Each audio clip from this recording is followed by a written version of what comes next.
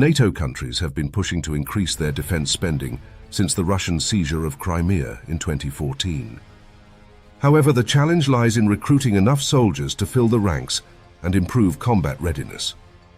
NATO foresees up to 800,000 NATO soldiers will be needed for potential war plans in Europe against a conflict between NATO and Russia.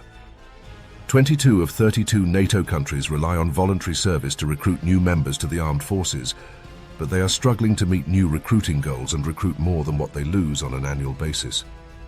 The recruiting challenges are not one issue, but rather the changing values of young people, low pay, and demographic changes. Young people are considered to be more pronounced against war and defense spending and less likely to see a need to serve, and low pay is not attracting recruits. Increased pay, benefits, and bonuses could help address the issue, but would require increased defense budgets or reductions in other procurement areas. Demographic changes, such as falling birth rates in the US and Europe, reduce the pool of potential recruits and increase labor scarcity.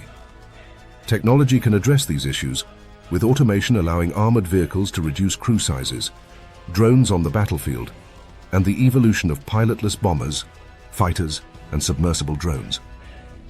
Naval vessels also operate with fewer sailors when compared to the past, and technology will make individual soldiers and marines more lethal, potentially requiring fewer of them in the future. However, NATO's need for new recruits is an immediate concern and cannot wait for automation to make another leap forward in the never-ending evolution of military warfare. NATO countries can address low-paying and demographic challenges by increasing pay and benefits for new recruits, boosting the civilian sector, and postponing the retirement of older workers.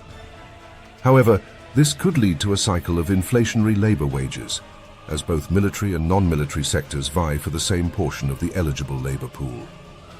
Alternatively, reintroducing conscription could reduce the private sector labor pool, making military retention more difficult or expensive. Lowering recruitment standards could increase the available labor pool for military service, but this may result in a less competent and professional military. NATO governments are experimenting with programs that allow potential recruits to experience military training without commitment and offering physical training programs.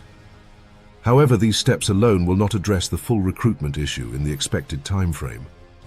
Eventually, technology and automation will address many military manpower issues, as capital investment can reduce the need for labor, even in the military. NATO's civilian heads of state and policymakers must make decisions to address recruitment or choose foreign policies that improve security and protect society.